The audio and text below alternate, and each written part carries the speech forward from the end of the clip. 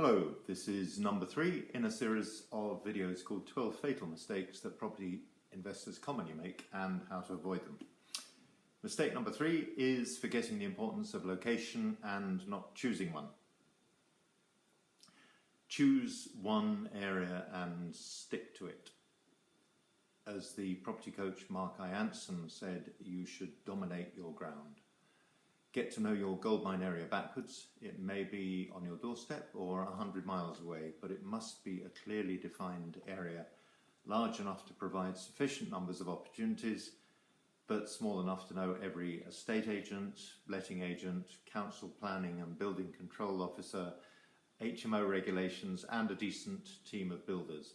In London and major cities, this equates to a maximum of about 3 postcode districts like SW16. If your strategy is buy to let, it's obvious that you should only buy property in which rental demand is high, know your market inside out, and if you're letting multi-lets to professionals, you don't want to be buying in the Bronx or more than 30 minutes commuter distance from the city or town centre. Tenant voids and defaulting tenants are the biggest killer of cash flow.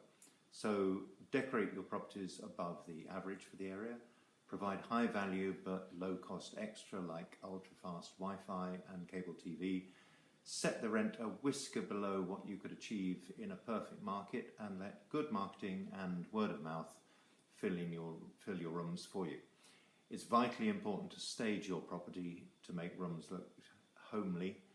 It sounds obvious, but you'd be surprised how many tenant viewings are greeted by bare mattresses and dirty surfaces. The obvious rule of thumb is to buy in town in areas that are attractive to the demographic you wish to attract. Buy within 10 minutes walk, that's about 0.7 of a mile, of a commuter station, or a couple of minutes from a good bus service. And try not to be more than 30 minutes commute from a major employment centre. More remote properties will be cheaper, but you'll struggle to keep them occupied. You must have tenants queuing up to live in your property, otherwise you'll accept dodgier tenants, and one antisocial or defaulting tenant can cost you thousands. Check Spare Room, Rightmove and Gumtree for rental demand and average rents for properties in your area. Search for new investment in your area. Planning applications for a new Sainsbury's or a Waitrose or a Starbucks are usually a pretty healthy sign. These giants spend millions on trend research, and you can be pretty sure that if they're investing in a new area, it's unlikely to be going downhill. Search the local authorities' 5-year development plan to see where they're choosing to spend their money. Check the high street for empty shops.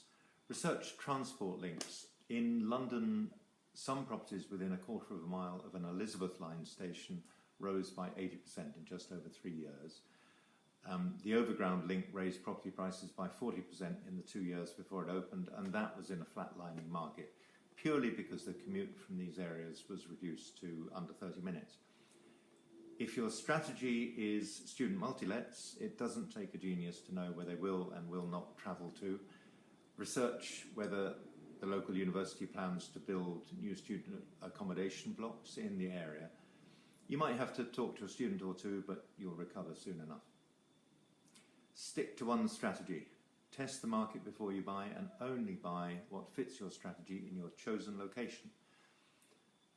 If you'd like transcripts of these videos, or for more information on flips or buy-to-let property investment in general, DM me, Roland Kane, at LinkedIn, or email roland@partners-in-property.com. Thanks for listening, and good luck on your property journey. Bye-bye.